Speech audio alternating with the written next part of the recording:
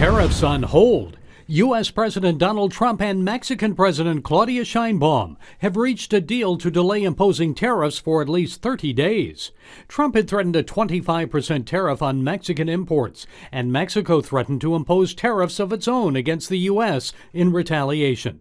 Trump appears to be getting some of what he wants because the Mexican president says she will deploy 10,000 troops to combat fentanyl trafficking. And Trump also put proposed tariffs for Canada on hold after Justin Trudeau agreed to tighten the border and appoint a fentanyl czar. What will it mean for U.S.-Canadian relations if Canada fails to negotiate a final deal? I think that the problem is right now Canada is treating it as though it's an economic issue when it's really predicated upon like a national security issue and kind of Canada's national security failings, right? I think that if you look at kind of the indicators, Canada very much resembles a failing or collapsing state right now, right? And I think that really only remedying these national security failings is what's going to call the tariffs off, right? I think that as much as Canada digs in its heels with regards to its own tariffs, I know that Trudeau's said that he's going to levy his own counter tariffs. I just don't think it's going to work. I think that trying to solve this issue with the economic means and measures is just a misguided effort. Well, if no deal is reached, what would the long-term effects of 25% tariffs on Canadian goods, 10%, I guess, on oil and gas, what would that mean for Canada? Well, I mean, it would cripple an already failing economy. I mean, like under the Trudeau regime, our economy has gone to nothing pretty much. You know, he's relied on, he's essentially outsourced growth and kind of and all that to foreign labor in order to plug labor gaps, right? And I think that the reality of it is Canada's already under great duress. Canadian society has been hit with a lot of failings again over the past 10 years. And I think that if the tariffs endure for really any significant amount of time, Canada could very well burst into anarchy, social chaos, this kind of stuff. I don't think it's as far off as people might want to believe or mislead themselves into believing. Well, you know, we've got analysts here in the U.S. that say, oh, it's going to hurt American consumers. But as you mentioned, the economy is barely growing there, 1.5%, something like that. It seems Canadians would be hurt much worse. Yeah, I think that until 2060 we're going to have the worst economy out of all the OECD members, right? So I don't think that we're going to end up kind of getting the long end of the stick there, you know? I think that if we engage in this kind of war of attrition, we're going to end up losing, again, because it's really just an economic symptom of a national security issue. As long as if Canada would simply fix our failings with regards to securing our border, that flow of fentanyl, and even just the flow of terrorists into America and extremist ideology, we could wrap this up pretty quickly. But instead, we've decided to mislead ourselves into believing it's an economic issue, and it simply isn't.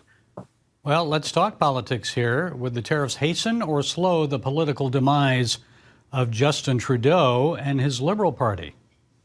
I think he's already on the way out. I think in a way he's tried to use it as a rallying call to kind of unite Canada behind his waning government and the Liberal Party in a way to kind of detract and take away from Poilievre. He's tried to say we're all in this together when in reality it's a mess that he himself has engineered, right? For years, I think a decade pretty much, people like Doug Ford have been pleading with him to secure our borders, you know, stop the flow of fentanyl, crime, extremist ideology. And he simply hasn't done it. I don't think he's going to do it anytime soon.